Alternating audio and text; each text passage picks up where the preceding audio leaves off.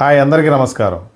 కురుక్షేత్రం చరిత్రలోనే అతిపెద్ద యుద్ధం ప్రారంభం కావడానికి మరికొన్ని క్షణాలు ఉన్నాయి. యుద్ధానికి ఇరువైపుల సైన్యం కూడా సిద్ధంగా ఉన్నారు.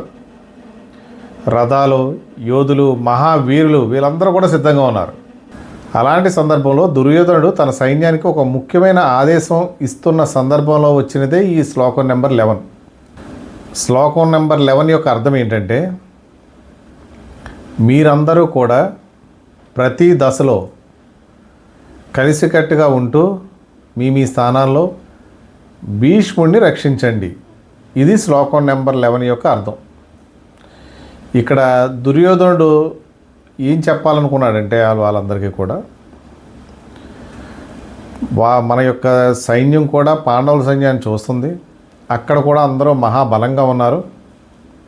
అక్కడ అర్జునుడు, భీముడు, దుష్యతముడు, సాతి వీళ్ళందరూ కూడా మహావీరులు ఉన్నారు అక్కడ. కాబట్టి మన సైన్యానికి కూడా ధైర్యం నింపడానికి మనలో కూడా ఒక మహాయోధుడు ఉన్నాడు. ఆయనే మరెవరో కాదు, భీష్ముడు. ఆయనకి చాలా ఎక్కువ అనుభవం, ధైర్యం, వ్యూహం ఉంది. కాబట్టి ఆయన్ని కాపాడుకోవాల్సిన బాధ్యత మన మీద ఉంది అని చెప్పడానికి ఈ శ్లోకం నెంబర్ 11 ద్వారా ఆయన తెలియపరిచాడు. అందుకే మీరందరూ కలిసి భీష్ముడిని రక్షించండి అని చెప్పాడు ఆయన.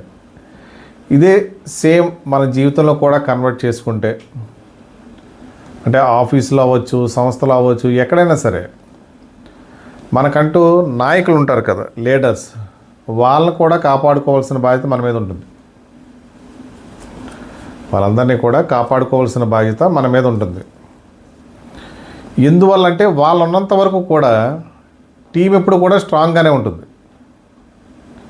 వాళ్ళు ఉన్నంత వరకు.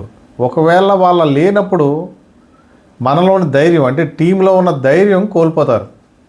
కాబట్టి మనం ముఖ్యంగా తెలుసుకోవాల్సింది ఏంటంటే, ప్రతి ఒక్కరు కూడా మనం విలువలని అలాగే నాయకత్వాన్ని ఎప్పుడు కూడా మర్చిపోకూడదు. వాళ్ళకి ఇవ్వాల్సిన ఇంపార్టెన్స్ వాళ్ళకి ఇస్తూ మనం ముందుకు సాగిపోతూ ఉండాలి. చివరిగా దుర్యోధనుడు ఈ చిన్న సందేశం ద్వారా ఏం చెప్పాలనుకున్నాడంటే, విజయం ఓన్లీ సైన్యం ద్వారా రాదు, దాంతోపాటుగా సరైన నాయకత్వం కూడా ఉండాలి అని చెప్పగానే చెప్పాడు.